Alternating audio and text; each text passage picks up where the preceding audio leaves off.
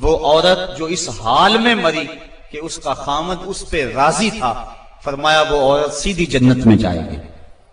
اور ایک روایت میں ایسا ہے کہ 4 شخص ایسے ہیں کہ جن کو جنت میں جانے میں کوئی رکاوٹ نہیں ہوگی۔ ان میں سے ایک وہ شخص جس نے اپنے والدین کی خدمت کی اور والدین اس پہ راضی ہوئے، دوسرا وہ شخص جس کے بال بچے زیادہ تھے، ذرائع آمدنی تھوڑے تھے، لیکن اس نے بچوں کے پیٹ میں حرام کا ایک لقمہ بھی نہیں جانے دیا، تیسرا وہ شخص جس نے ایسی پکی توبہ کی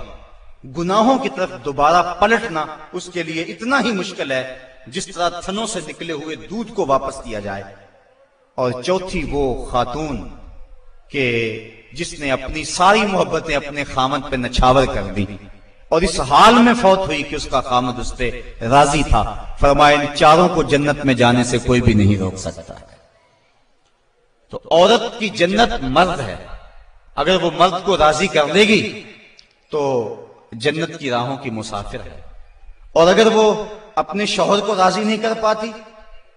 تو اللہ کے محبوب علیہ السلام نے فرمایا میں نے کثرت کے ساتھ عورتوں کو دوزخ میں دیکھا ہے۔ عرض کی حضور کس وجہ سے؟ فرمایا ایک تو کثرت سے لعنت کرنے والی ہوتی ہیں اور دوسرا خامد کی ناشکری کرنے والی ہوتی ہیں۔ یہ 2 بد خصلتیں عورت میں ایسی ہیں جو عورت کو جہنم کا ایندھن بنا دیتی ہیں۔ ورنہ عورت جو اپنے خامد اور شوہر کے ساتھ وفا کرتی ہے،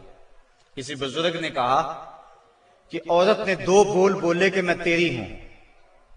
پھر زمانہ بدل گیا وہ نہ بدلی، اس نے وفا کی حد کر دی۔ تو وہ بزرگ کہتے ہیں جس طرح عورت نے وفا کی حد کر دی، اگر بندہ اپنے رب سے حد کر دے یوں وفا کی تو اللہ کتنا کرم اس کے اوپر فرمائے۔ اب عورت دکھ بھی سہتی ہے، تکلیفیں بھی سہتی ہے، لیکن اپنے اس قول سے نہیں پھرتی، بدلتی نہیں ہے۔ اس کی آرزو یہ ہوتی ہے اس گھر میں سرخ جوڑا پہن کے آئی تھی، سفید لباس لے کر نکلوں اس گھر سے،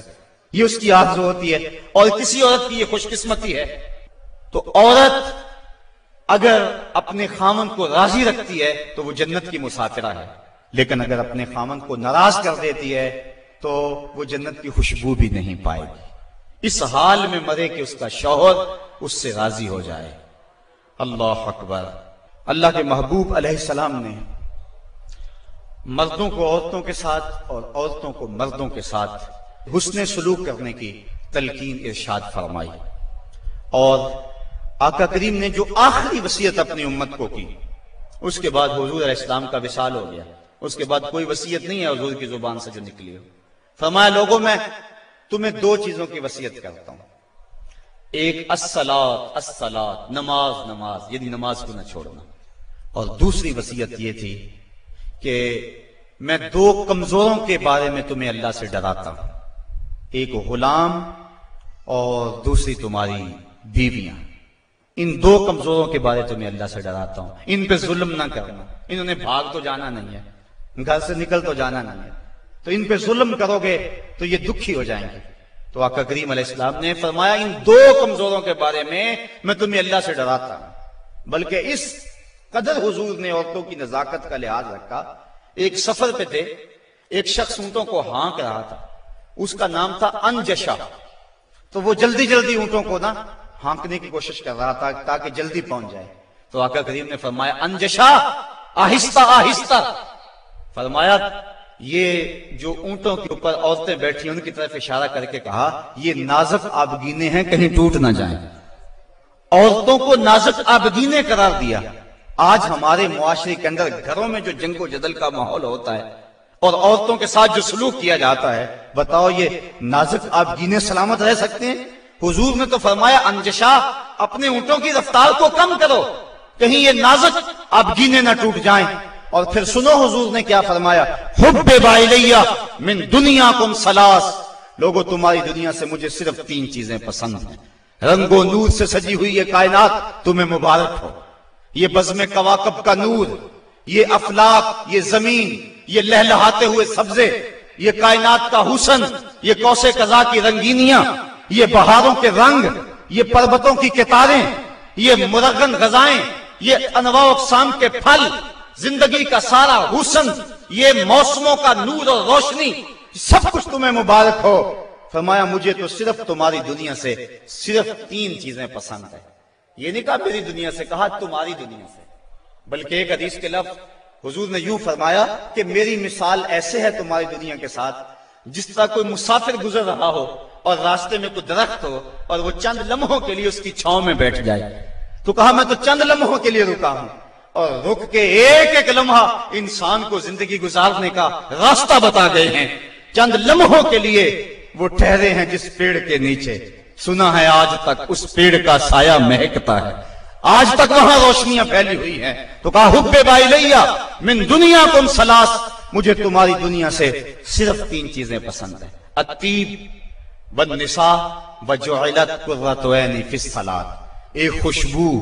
دوسری منکوحہ عورتیں، اور تیسری میری آنکھوں کی ٹھنڈک نماز میں رکھی گئی ہے۔ تو صاحبو، میرے اور آپ کے آقا و مولا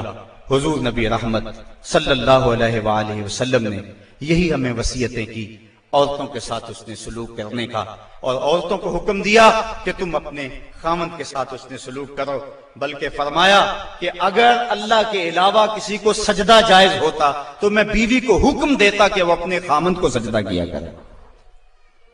عورت کو یہ بھی اذن نہیں ہے کہ وہ مرد کی اجازت کے بغیر گھر سے نکلے۔ اگر مرد پابند کرنا چاہے، عورت کو ہمت نہیں ہے کہ نکلے، شریعت نے منع کیا، بلکہ حضور نے ارشاد فرمایا جب کوئی عورت مرد کی رضا اور اذن کے بغیر گھر سے باہر نکلتی ہے تو آسمانوں کے سارے فرشتے اس عورت پہ لعنتیں نازل کرتے ہیں، اور پھر جب وہ گزرتی ہے جن راہوں سے، انسانوں اور جنوں کے علاوہ باقی ہر درخت، ہر پتھر، ہر شے جو راستے میں آتی ہے اس عورت پہ لعنت بھیجتا ہے۔ تو عورت کو مرد کے اذن کے بغیر گھر سے نکلنے سے روکا گیا، اس کو کہا کہ تو گھر میں ٹھہری رہنا، تیری یہ وفا کا تقاضا ہے۔ اور جو دوسرے مرد کو حکم دیا گیا کہ تو نے اس کا خیال رکھنا ہے، جو خود کھائے اس کو کھلائے، جو خود پہنے اس کو پہنائے، اگر کوئی نوبت تکرار اور لڑائی کی آ جائے اس کے چہرے پہ نہیں مارنا۔ بعض علماء نے کہا کہ اگر مارنا ناگزیر ہو جائے، جس طرح کہ سورہ نساء میں اللہ تعالیٰ نے فرمایا کہ اگر ان سے کوئی ایسا کام سرزد ہو جائے تو پھر ان کو مار لو، تو اس کی شرط لگائی کہ مار علم والی نہ ہو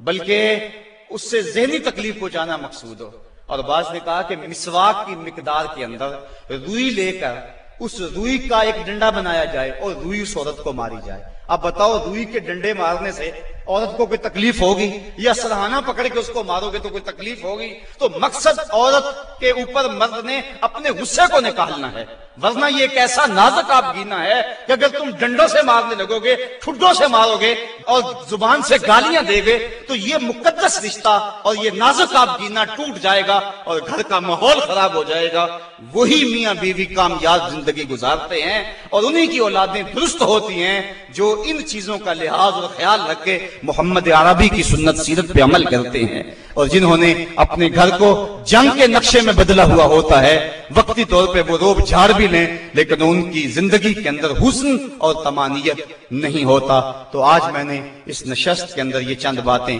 آپ کے سامنے رکھیں۔ اللہ تعالیٰ جل شانہ کی بارگاہ میں دعا ہے کہ مجھے اور آپ کو رسول کریم کے بتائے ہوئے راستوں پر چلنے کی توفیق عطا فرمائے، اور حضور نے جس طرح اپنی ازواج کے ساتھ حسن سلوک کیا ہے اس طرح ہمیں حضور کے نقوش پا کی برکتیں عطا فرمائے اور زندگی کا حسن ہمیں عطا فرما دے۔